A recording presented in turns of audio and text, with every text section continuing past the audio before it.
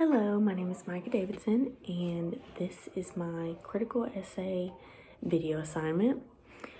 So to start off with, I'm going to talk about Adorno and then Foucault, and I think I'm saying that right. And then I'm going to talk about kind of how they affected society, or if they didn't.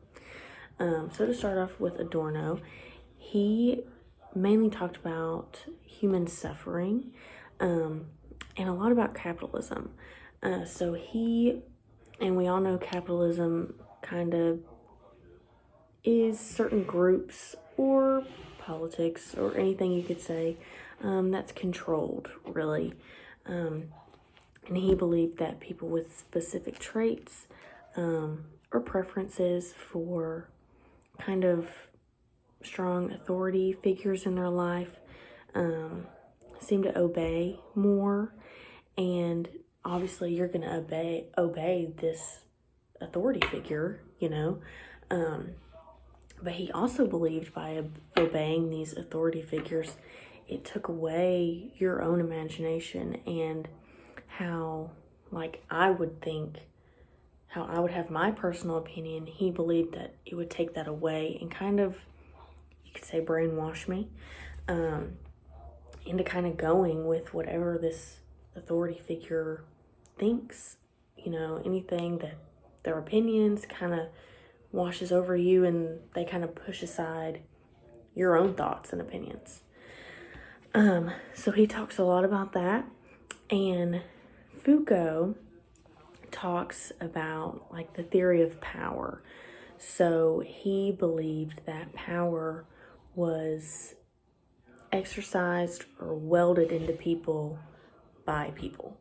So as an example, you could say, like, in the political system, you could say in the Capitol or the White House or anything like that, there aren't, I don't want to say like more powerful people, but there's obviously more of an authority person in there because they kind of figure out what's going on around us in our society every single day.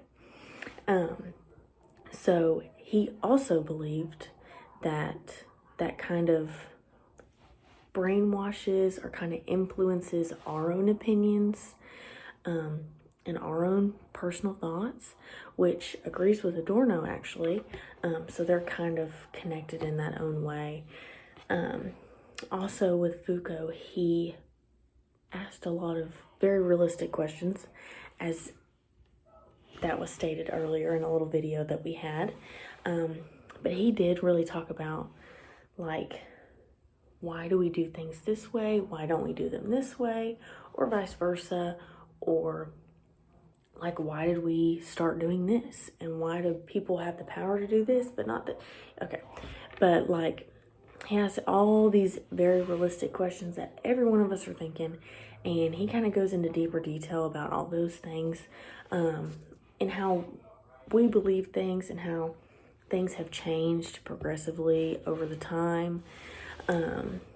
Also, talking about politics, he actually increased the study in politics because, as I said earlier, there's a lot of authority type figures.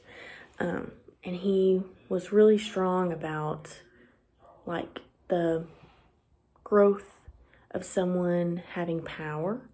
And so he really tried for that to be a main thing that he studied or kind of just put out in his writings or articles or things like that, because both of them really did not like the authority figures. They were just both pretty much worried about our own thoughts and opinions, and they didn't want our own thoughts and opinions to really get taken away, or theirs, like, even back then, which wasn't that long ago.